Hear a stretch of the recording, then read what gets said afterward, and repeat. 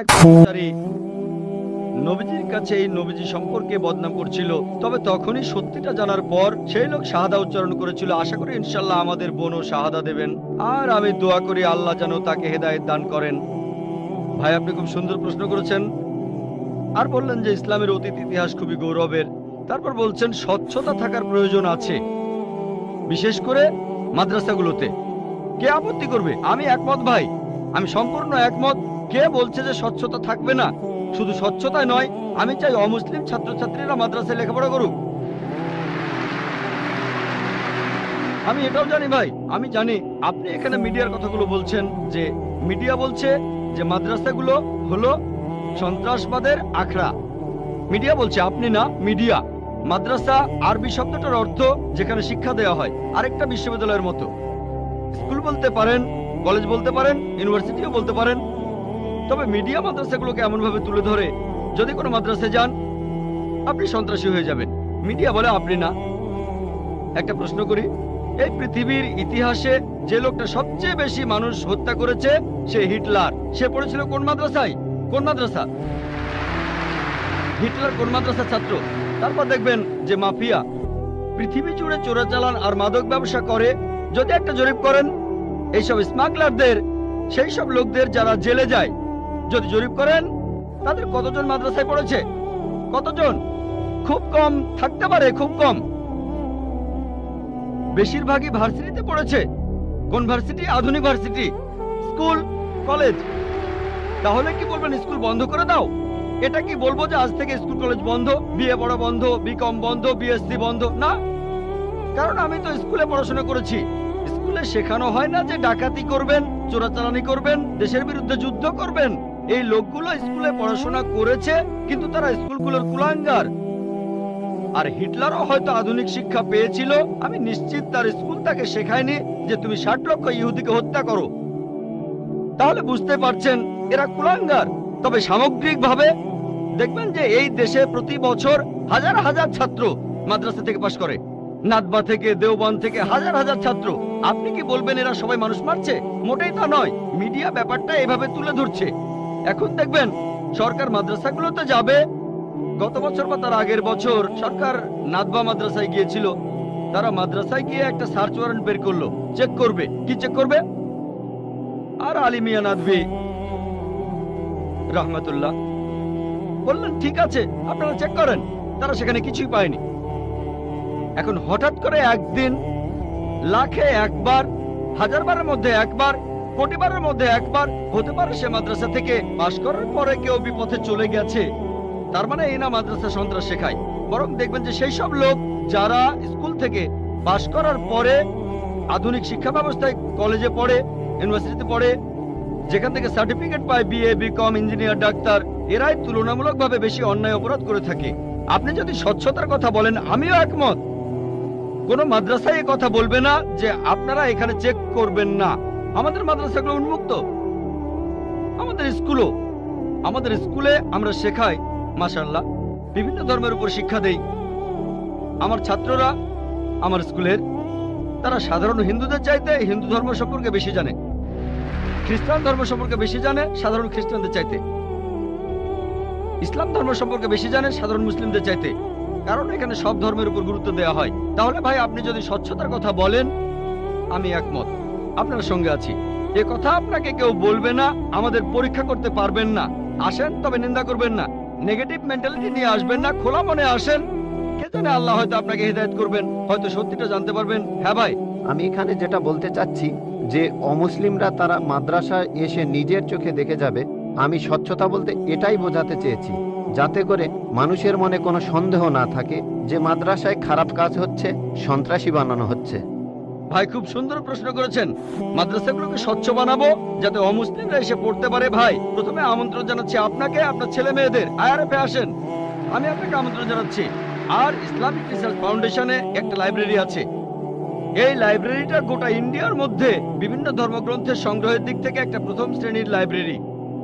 আমাদের লাইব্রেরিতে 200-রও বেশি আলাদা আলাদা বাইবেল আছে। বাইবেলের 50টা এডিশন আছে। শুধু ভগবত গীতার অনুবাদে আছে 50টা। বেদের অনেকগুলো অনুবাদ আছে, ঋগ্বেদ, যজুর্বেদ, অথর্ববেদ। হয়তো সরকারি লাইব্রেরিতেও এতগুলো বই পাবেন না। হতে পারে আপনার ধর্মীয় প্রতিষ্ঠানের লাইব্রেরিতেও এই বইগুলো পাবেন না। আমরা উৎসাহ দেই, পড়েন আর সত্যের পথে আসেন। আর অন্যদের কথা বাদ দেন, আমি আমন্ত্রণ জানাচ্ছি আপনাকে, আপনার ছেলে মেয়েদের, আপনাদের প্লেনের টিকিটটাও দিয়ে দেব ফ্রি। আয়ারে আসেন, আপনাকে আমরা স্বাগত জানাবো। পড়েন, তাহলে সত্যটা জানতে পারবো একসাথে ইনশাআল্লাহ। মাইক্রোফোনটা কি অন করবেন ভাই? আপনাকে অনেক ধন্যবাদ। আমার কথাগুলো আপনি খোলা মনে গ্রহণ করেছেন। আমি চেষ্টা করব যাতে আপনার আমন্ত্রণটা রাখতে পারি। জি, ঠিকানাটা দিয়ে যান, প্লেনের টিকিট পাঠিয়ে দেবো ইনশাআল্লাহ। এবারে প্রশ্ন করা হচ্ছে মহিলাদের মধ্য থেকে। কোনো অমুসলিম বোন মাইকের সামনে এসে প্রশ্ন করবেন প্লিজ। আদাব ডক্টর জাকির নায়েক স্যার, আমার নাম ভেঙ্কটাচামা। আমি গত কয়েক বছর ধরে এক মুসলিম মহিলার সাথে আছি। আমার প্রশ্নটা হলো, সবাই বলে কোনো ধর্মই খারাপ কথা বলে না, কিন্তু মুসলিমরা কেন অন্য ধর্মের লোকদের ইসলাম গ্রহণ করতে বলে?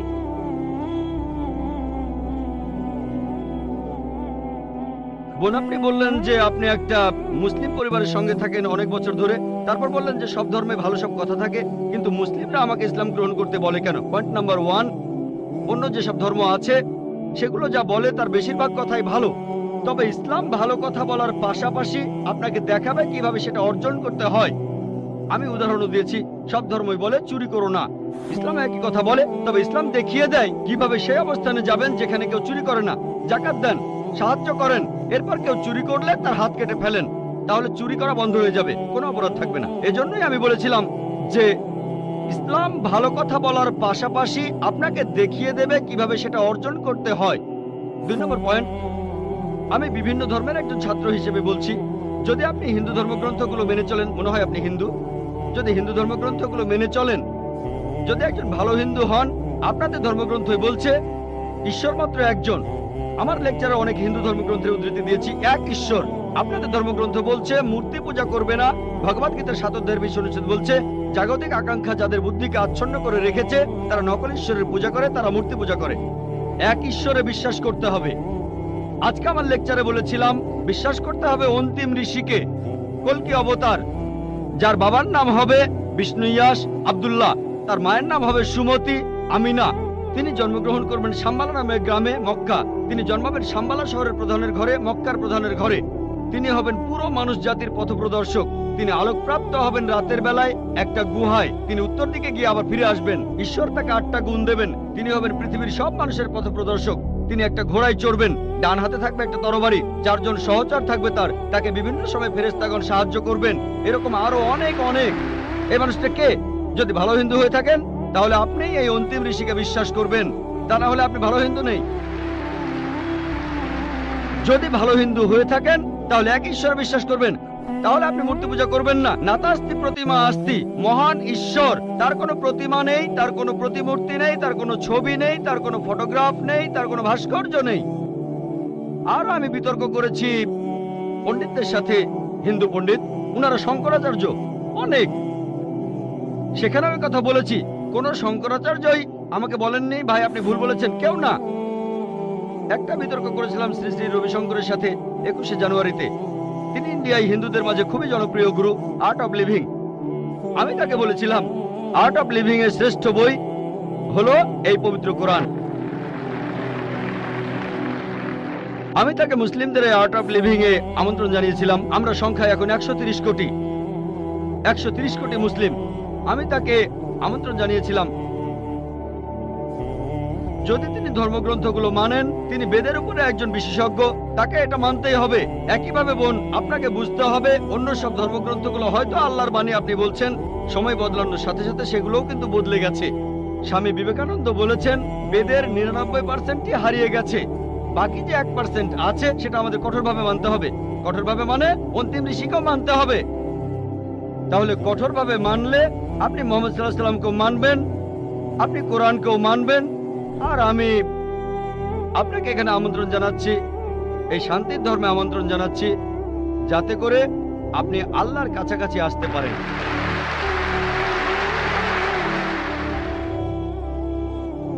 এবারের প্রশ্ন আমার বাম দিকের মাইক থেকে।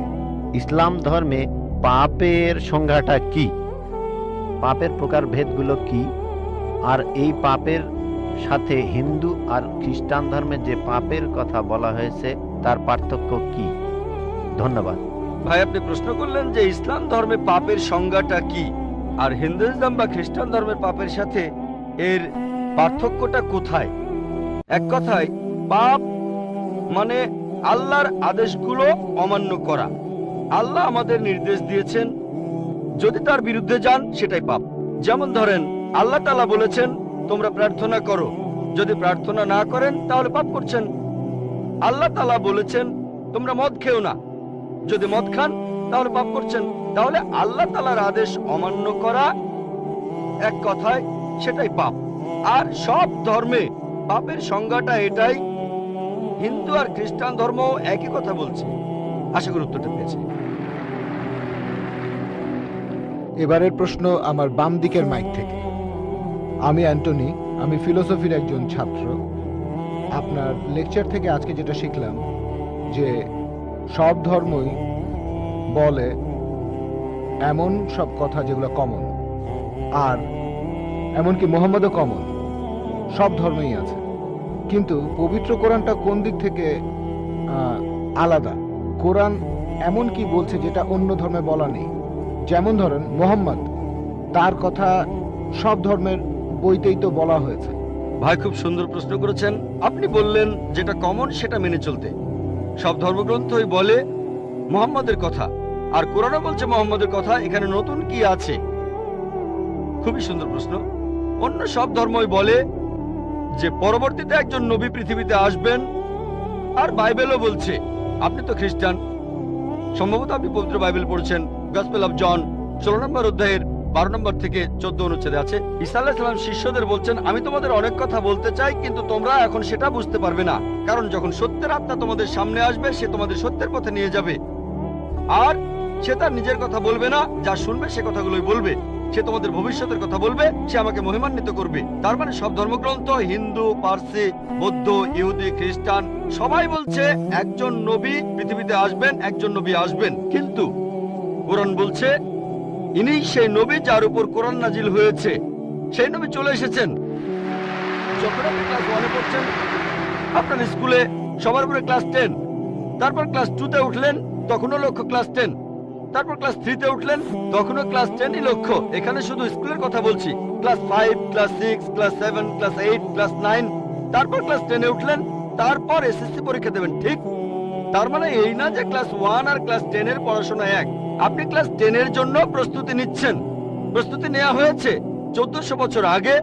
আল্লাহ তাআলা এই নবীকে পাঠিয়েছেন। যীশু খ্রিস্ট বলেছেন, আমি তোমাদের অনেক কথা বলতে চাই, কিন্তু তোমরা এখন তা বুঝতে পারবে না, কারণ যখন সত্যের আত্মা তোমাদের সামনে আসবে সে তোমাদের সত্যের পথে নিয়ে যাবে। তাহলে 1400 বছর আগে আল্লাহ তাআলা বুঝেছিলেন যে সেটাই সঠিক সময়।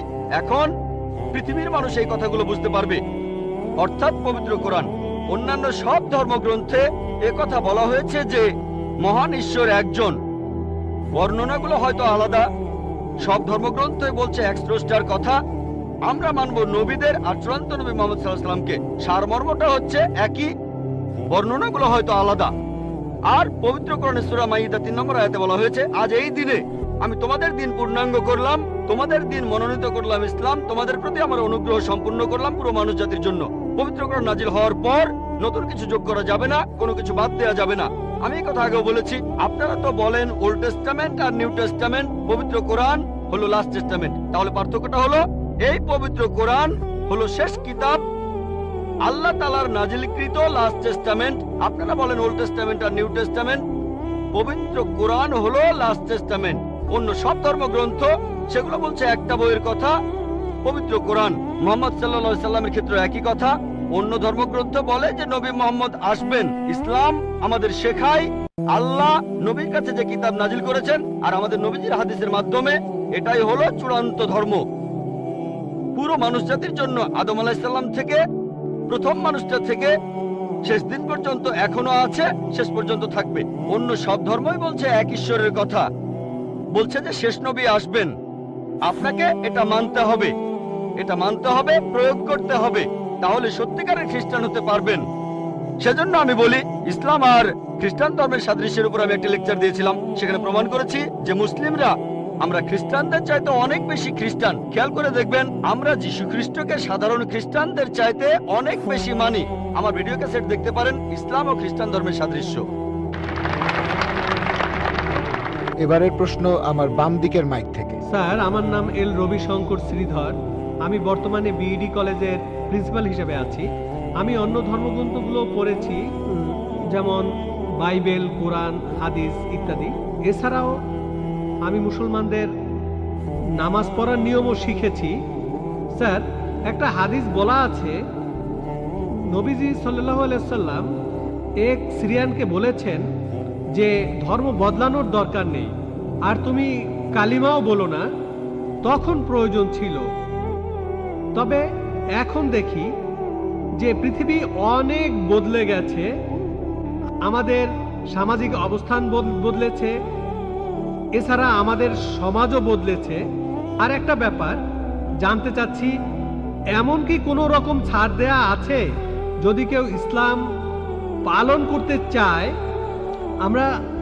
আমরা জানি ইসলাম ধর্মের কিছু ব্যাপার ফিজিক্সের মাধ্যমে প্রমাণ করেছেন বিজ্ঞানী ক্যাপরা আর স্টিফেন হকিং, যেমন সময় আর বিশ্বজগৎ কিভাবে সৃষ্টি হলো। এখন আনাল হক, আমি খোদা, এই টাইপের ধারণার কোনো স্থান আছে? 5 ওয়াক্ত নামাজ পড়লাম, ধর্ম মানলাম, এরপর আমরা অন্য সময় কি বলতে পারি যে আনাল হক? এটা কি মানতে পারি? আর ভাই প্লিজ একবারে একটা প্রশ্ন করে না, হাতে সময় কম, এই প্রশ্নটার উত্তর দেই। প্রশ্ন করার জন্য অনেকে দাঁড়িয়ে আছেন। ভাই আপনি প্রশ্ন করলেন যে তিনি একটা হাদিস জানেন যেখানে নবীজি এক সিরিয়ানকে তার ধর্ম বদলাতে বারণ করলেন। বলেন। যে তুমি বলবে না লা ইলাহা ইল্লাল্লাহ, বাজারের মধ্যে তাকে মারা হতো। ভাই আপনি বললেন যে নবীজি এক লোককে বাজারের মধ্যে লা ইলাহা ইল্লাল্লাহ বলতে বারণ করেছেন, না হলে তাকে মারা হতো। আমি জানি না আপনি কোন হাদিসের কথা বলছেন। একটা হাদিস বলছে জোরে আল্লাহু আকবার বলো না, লা ইলাহা ইল্লাল্লাহ না। এটা বলা হয়েছিল কারণ যুদ্ধের সময় তারা লুকিয়ে আছে আর শত্রু আসছে, তখন জোরে আল্লাহু আকবার বলো না, কারণ তাহলে শত্রুরা টের পেয়ে যাবে। বাজারের মধ্যে না, যুদ্ধের ময়দানে। আরেকটা হাদিস বলছে জোরে বলো যাতে অন্যান্য মুসলিমরা উৎসাহিত হয়, তাই পরিস্থিতির উপর নির্ভর করে। নবীজি একবার বলেছেন যুদ্ধের ময়দানে বলো আল্লাহু আকবার, এতে মুসলিমদের সাহস বাড়বে। কিন্তু অন্য সময়ে যখন লুকিয়ে আছেন তখন জোরে বললে শত্রুরা টের পাবে। তাই এক এক পরিস্থিতিতে এক এক রকম কাজ। আপনার প্রশ্নে আসি, ইসলামের পাশাপাশি অন্যান্য জিনিস মানা যাবে কিনা, যেমন সক্রেটিস বা অন্য কারো কথা বা কোনো বিজ্ঞানীর কথা। এছাড়াও আনাল হক। ইসলামের পাশাপাশি অন্য বিষয়ের ব্যাপারে বলি, যদি সেগুলো কোরআন আর হাদিসের বিরুদ্ধে না যায় কোনো সমস্যা নেই। যদি সেটা কোরআন আর হাদিসের সাথে মিলে যায় সেটা আমাদের মানতে হবে। সেটা হতে পারে যে কোনো বিষয়, হোক বিজ্ঞান, ভূগোল বা ইতিহাস, হোক হিন্দুইজম, খ্রিস্টান ধর্ম, ইহুদি ধর্ম। যদি সেটা পবিত্র কোরআনে উল্লেখ করা থাকে তাহলে সেটা আমাদের মানা ফরজ। যদি সেই কথাটার উল্লেখ কোরআনে না থাকে আর কোরআনের বিরুদ্ধে না যায় সেটা মানতে পারেন, মুবাহ ঐচ্ছিক।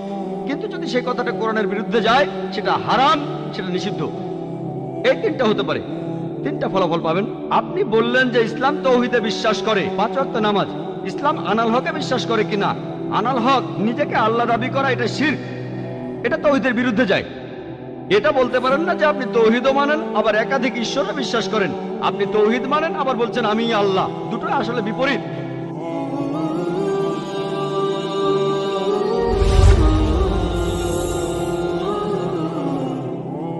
হ্যালো, শুভ সন্ধ্যা স্যার। আমার নাম রুবি পার্কার আর আমি একজন ড্রেস ডিজাইনার। আসলে এটা আমার বান্ধবীর একটা সমস্যা। সে একজন মুসলিম আর বিয়ে করেছে একজন হিন্দুকে। তবে সে ইসলাম পালন করে আর তার স্বামী হিন্দু ধর্ম পালন করে। এখন সে এবং তার পরিবার বিষয়টাকে সহজভাবে নিতে পারছে না। তাই দয়া করে এ বিষয়ে কিছু বলবেন কি? কারণ সে এ ব্যাপারে দ্বিধাদ্বন্দ্বে আছে আর ও লোকটাকে সে প্রচন্ড ভালোবাসে। প্রশ্নটা ঠিক করে বুঝছি না বোন। আপনি বললেন একজন মুসলিম মেয়ে হিন্দু ছেলেকে বিয়ে করেছে আর সে ভালোবাসা ছাড়া কিছু বোঝে না, সে এখন কি করবে, এটাই কি প্রশ্ন বোন? হ্যাঁ, বিয়ে করেছে নাকি করেনি? বিয়ে করেছে কোর্ট ম্যারেজ। Court marriage. বোন বললেন যে একজন মুসলিম মেয়ে হিন্দু ছেলেকে বিয়ে করেছে, সে ভালোবাসায় পাগল, কোর্ট ম্যারেজ, তার কি করা উচিত? কোরআন যা বলছে তা হচ্ছে সূরা বাকারা অধ্যায় 2 আয়াত 221, বলা হয়েছে যে মুশরিক নারীকে বিয়ে করো না, মূর্তি পূজারী নারীকে বিয়ে করো না যতক্ষণ না সে ঈমান আনে। বিশ্বাসী নারী যদি কৃতদাসীও হয়, অবিশ্বাসী নারীর চেয়ে সে অনেক উত্তম, যদিও সে তোমাকে মুগ্ধ করে। আয়াতের পরের অংশ বলছে মুশরিক পুরুষকে বিয়ে করো না, কোনো মূর্তি পূজারীকে বিয়ে করো না, যদিও সে তোমাকে মুগ্ধ করে, যতক্ষণ না সে ঈমান আনে। একজন বিশ্বাসী পুরুষ যদি কৃতদাস হয়, যদি কারো গোলাম হয়, মুশরিক পুরুষের চেয়ে সে অনেক উত্তম। অবিশ্বাসী পুরুষ তোমাকে যদিও মুগ্ধ করে, তাই ইসলামে একজন মুসলিম নারী অমুসলিম পুরুষকে বিয়ে করতে পারে না। যেমন আগেও আমি বলেছি, কারণ হলো যদি কোনো গাড়ি থাকে আর সেই গাড়ির একটা চাকা সাইকেলের, বাইসাইকেলের, আর আরেকটা চাকা হচ্ছে ট্রাকের, স্বাভাবিকভাবে গাড়িটা চলবে না। আর অধিকন্ত প্রত্যেক মানুষই চায় যে স্বামী এবং স্ত্রী উভয়ই জান্নাতে যাক। তাই যদি সে মুসলিম দাবি করে, তার জীবনের মূল উদ্দেশ্য হবে আল্লাহ সুবহানাহু ওয়া তাআলাকে খুশি করা।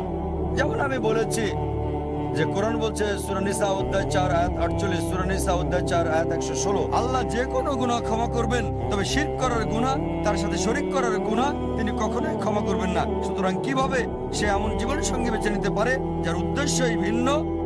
তার মানে হতে পারে আপনি স্বার্থপর, আপনি জান্নাতে যেতে চান, জীবন সঙ্গী জান্নাতে যাক সেটা চান না। তাই যদি সত্যি সে স্বামীকে ভালোবাসে, আলটিমেটাম দিতে পারে, যদি এই অবস্থায় থাকো জান্নাতে যেতে পারবে না, তাই আলটিমেটাম দেন, যদি আমাকে চাও ইসলাম গ্রহণ করো, তুমিও জান্নাতে যেতে পারবে। যদি ইসলাম গ্রহণ করো আমি তোমার সাথে আছি, অন্যথায় আমি তোমার সাথে নাই, যাতে করে এই দুনিয়ার সেরাটা পায় আর সেই পুরুষ উভয় জগতে সফল হতে পারে। হ্যাঁ ভাই, সামনের 1 নম্বর মাইক থেকে। আমার নাম প্রেম, পুরো নাম প্রেম মিশ্রা। আমি একজন অমুসলিম। আমার প্রশ্ন হলো স্যার, আসলে আমি ইসলাম গ্রহণ করতে চাই। এটা এটা এটা আমার প্রশ্ন, কোনো পক্ষপাতিত্ব করছি না, নিজ থেকেই প্রশ্নটা করছি, স্বাভাবিকভাবেই বলা যায় আমি ইসলাম গ্রহণ করতে চাই।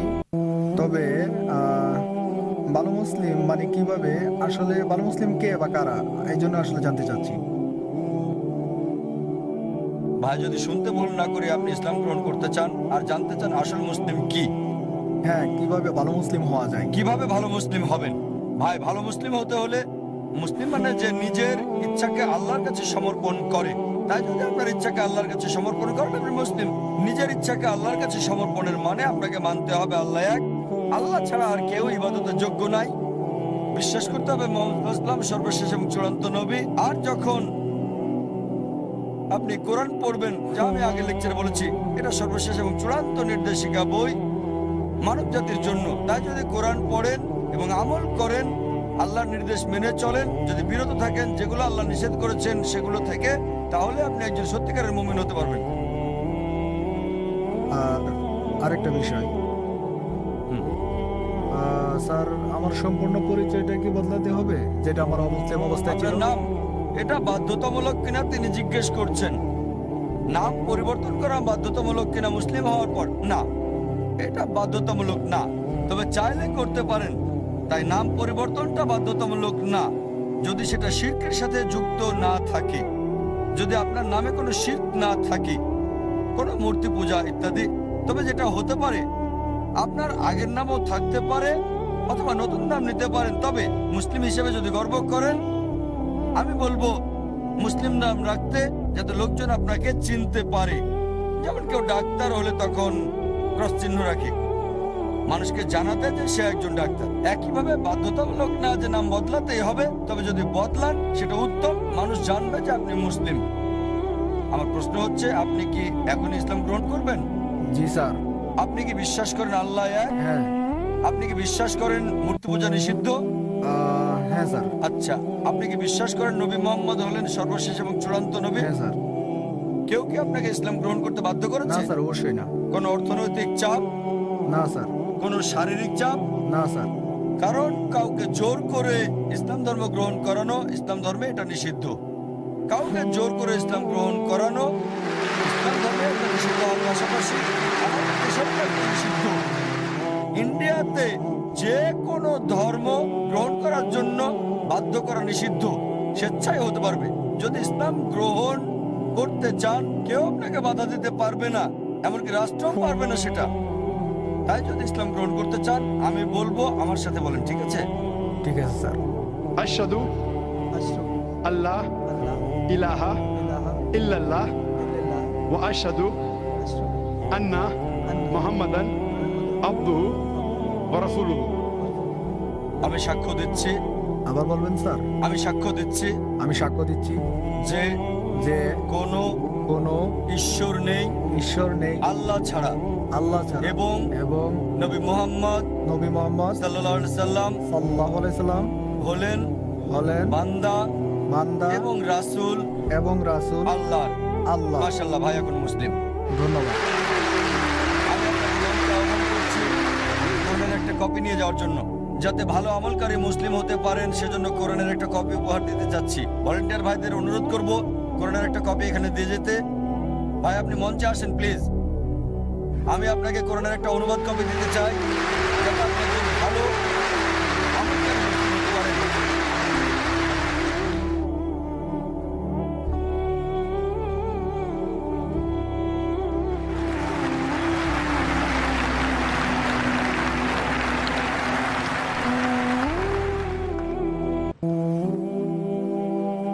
মাশাআল্লাহ, জাযাকাল্লাহ। আল্লাহ সুবহানাহু ওয়া তাআলার কাছে দোয়া করছি আল্লাহ যেন আপনার ইচ্ছাকে কবুল করেন, আপনাকে যেন জান্নাতে দেন ইনশাআল্লাহ।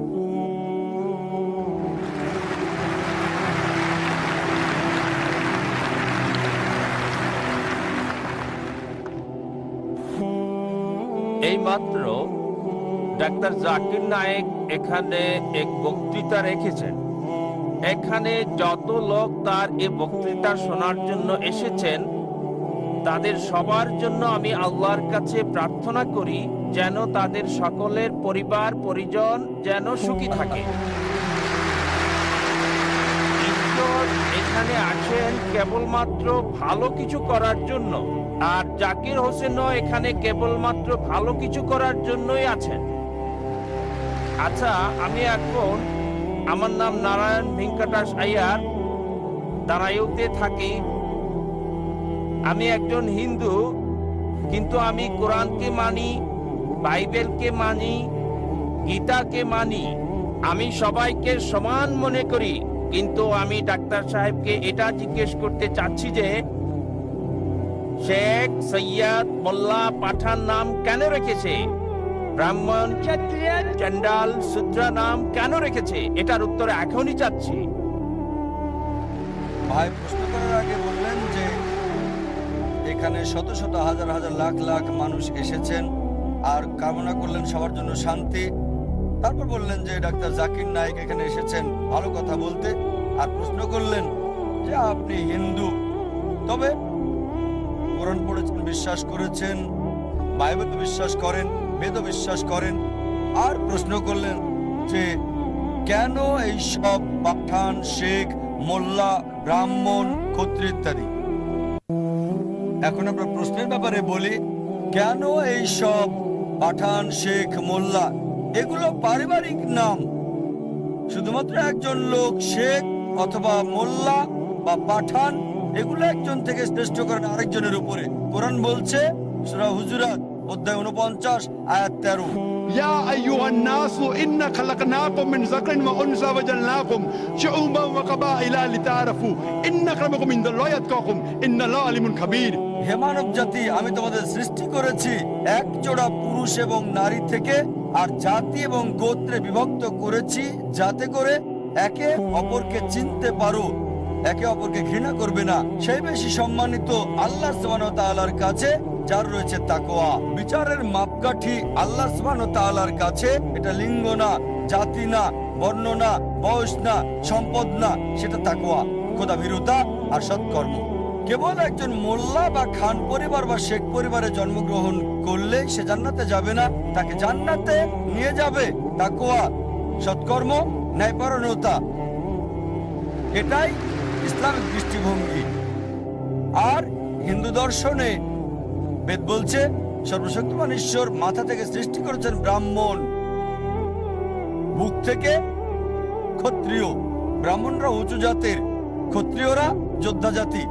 ঈশ্বর পেট থেকে সৃষ্টি করেছেন বৈশ্যদের, মানে ব্যবসায়ী জাতি, আর পা থেকে শূদ্রদের, সেটা চাকর শ্রেণী মানে দাস। এটাই বেদের ধারণা। ইসলামে জন্মের ভিত্তিতে কেউ উত্তম বা অধম না। ইসলামে কোনো বর্ণ প্রথা নেই, এটা আছে হিন্দু ধর্মে। আর এ ব্যাপারে বিস্তারিত জানতে আমার ভিডিও ক্যাসেট দেখতে পারেন, ইসলাম এবং হিন্দু ধর্মের সাদৃশ্য। এবার আসি আপনার প্রশ্নের প্রথম অংশে। আপনি বলেছেন কোরআনে বিশ্বাস করেন, বাইবেলে বিশ্বাস করেন, বেদে বিশ্বাস করেন। আমি লোকজনকে বলি অন্তত একটা বইকে মানেন 100% ঈশ্বরের বাণী বলে, 2, 3 বা 4টা না, অন্তত একটা বই। তাহলে খ্রিস্টানরা বলবে আমরা বিশ্বাস করি বাইবেল 100% ঈশ্বরের বাণী, হিন্দুরা বলবে আমরা বিশ্বাস করি বেদ 100% ঈশ্বরের বাণী, মুসলিমরা বলবে আমরা বিশ্বাস করি কোরআন 100% ঈশ্বরের বাণী। আপনি মাশাআল্লাহ 3টাতে বিশ্বাস করেন। আপনি কি জানেন অনেক সাংঘর্ষিক বিষয় আছে কোরআন, বাইবেল আর বেদে? সেগুলোকে বাদ দেন। আমি আপনাকে বলছি কমপক্ষে যেগুলো কমন সেগুলো মানেন। কমপক্ষে যেগুলো কমন বেদে, বাইবেলে, কোরআনে যেগুলো বিশ্বাস করেন সেগুলোই আপনি মানেন। এই সব গ্রন্থে বলছে যে ঈশ্বর কেবলমাত্র একজন। ঈশ্বরের কোনো প্রতিমূর্তি নেই, তার কোনো মূর্তি নেই, তার কোনো ছবি নেই। বলা হয়েছে বাইবেলে বুক অফ ডিউটেরোনমি অধ্যায় 6 অনুচ্ছেদ 4, মুসা আলাইহিস সালাম বলেছেন, شما إسرائيلو أدنى هنزل نيخد শোনো হে ইসরায়েলবাসী, ঈশ্বর, আমাদের ঈশ্বর কেবল একজন। যদি হিন্দু গ্রন্থ পড়েন, এটা উল্লেখ আছে ছান্দোগ্য উপনিষদ অধ্যায় 6 অনুচ্ছেদ 2 পরিচ্ছেদ 1, إكم إبديتيم ঈশ্বর কেবল একজন, দ্বিতীয় কেউ নেই। এটা আছে শ্বেতাসূত্র উপনিষদ অধ্যায় 4 অনুচ্ছেদ 19, যজুর্বেদ অধ্যায় 32 অনুচ্ছেদ 3। نا تسربتي ما أستي সর্বশক্তিমান ঈশ্বরের কোনো প্রতিমা নেই। প্রতিমা সংস্কৃত শব্দ মানে প্রতিমূর্তি, ফটোগ্রাফ, পেন্টিং, ছবি, প্রতিচ্ছবি, ভাস্কর্য, মূর্তি। সর্বশক্তিমান ঈশ্বরের কোনো ফটোগ্রাফ নেই, সর্বশক্তিমান ঈশ্বরের কোনো ছবি নেই, সর্বশক্তিমান ঈশ্বরের কোনো প্রতিচ্ছবি নেই, কোনো পেন্টিং নেই, কোনো ভাস্কর্য নেই, কোনো মূর্তি নেই, কোনো ভাস্কর্য নেই, কোনো রূপরেখা নেই, কোনো স্ট্যাচু নেই। কোরআন একই কথা বলছে সূরা ইখলাস অধ্যায় 112 আয়াত 1 থেকে 4। قل والله أحد الله صمد لم يلد ولم يولد ولم يكن له كفوا أحد। বলো তিনি আল্লাহ এক এবং অদ্বিতীয়, স্বয়ং সম্পূর্ণ, চিরস্থায়ী, কাউকে জন্ম দেননি, কখনো জন্ম নেননি, আর কোনো কিছু তার মতো না। আপনাকে জিজ্ঞেস করছি, আপনি কি এক ঈশ্বরে বিশ্বাস করেন? আপনি কি বিশ্বাস করেন এক আল্লাহতে? আমি এখনো ভগবান একজন বলে মনে করি। আপনি কি মূর্তি পূজায় বিশ্বাস করেন? ব্রহ্ম সত্যম জগন মিথ্যা জীবো ব্রহ্মৈব না পরঃ। আপনি মূর্তি পূজা মানেন কি না? না, এটা কি? মূর্তি পূজা? আমি মূর্তি টুর্তি মানি না, মাশাআল্লাহ, মাশাআল্লাহ। আমি রূপরেখা মানি না। ভাই এক ঈশ্বরে বিশ্বাস করেন, মূর্তি আমি পূজায় বিশ্বাস করেন না? আমি আল্লাহ বললে বললে পাপ মুছে যায়, লা বললে পাপ আসার সুযোগ পায় না, তার নামই হলো আল্লাহ। এটা আপনার দেওয়া সংজ্ঞা, পুরো সংজ্ঞা এটা না। রা বললে পাপ মুছে যায়, মা বললে পাপ আসার সুযোগ পায় না, তার নামই হলো রাম। রাম কোনো মানুষের নাম নয়, মানুষের আকার আকৃতি নয়, আকার আকৃতিওয়ালা কোনো কিছু ঈশ্বর নয়। ঈশ্বর শুধুমাত্র বিশ্বাস, আস্থা, এক সত্য। একটা উদাহরণ, দৃশ্যমান কোন ঈশ্বর কেবলমাত্র শান্তির কথা বলে। আপনি এক ধরনের ঈশ্বর, ডাক্তার জাকির হোসেন এক ধরনের ঈশ্বর, যার আহ্বানে এত লোক এসেছে। আপনি যা বললেন আপনার বেদে লেখা আছে, ঋগ্বেদ বুক নাম্বার 1 হিম নাম্বার 164 অনুচ্ছেদ 46, إكم ست विप्र बहुधा वेदान्ते। ঈশ্বর এক, সত্য এক, তবে জ্ঞানীরা তাকে ডাকেন বিভিন্ন নামে। আপনি বললেন ডাক্তার জাকির নায়েক ঈশ্বর। ডাক্তার জাকির নায়েক ঈশ্বর না, ঈশ্বর হতেও পারবেন না। আমি ঈশ্বরের সৃষ্টি, আমি আল্লাহর বান্দা, আমি আব্দুল্লাহ, আমি আল্লাহ না। আপনি আমাকে আল্লাহ বললেন আর আমিও আল্লাহ হয়ে গেলাম। আপনার সাথে আমাকেও জাহান্নামের দিকে টানছেন। না, আমি আল্লাহ না, আমি আল্লাহর গোলাম, আমি আল্লাহর বান্দা। ওই তরিকায় কোনো মানুষই আল্লাহ হতে পারে না, ভগবান হতে পারে না, ঈশ্বর হতে পারে না। এই তরিকায় রাম একজন ভালো মানুষ ছিল। আবার আপনি বলছেন সে অবতারও ছিল। অবতার মানে মানে খোদা কর্তৃক প্রেরিত, কিন্তু খোদা না, খোদা প্রেরিত। আপনি আবার বলছেন যদি বলেন যে রাম হচ্ছে অবতার, এবং মানে সর্বশক্তিমান ঈশ্বর প্রেরিত, এটা বললে আমার কোনো আপত্তি নেই। যদি বলেন রাম আল্লাহর নবী, হতেও পারে আবার নাও হতে পারে, কারণ আমাদের নবীজি মুহাম্মদ সাল্লাল্লাহু আলাইহি ওয়াসাল্লাম বলেছেন 1,24,000 নবী এই পৃথিবীতে এসেছেন। কোরআনে শুধু 25 জনের নাম উল্লেখ করা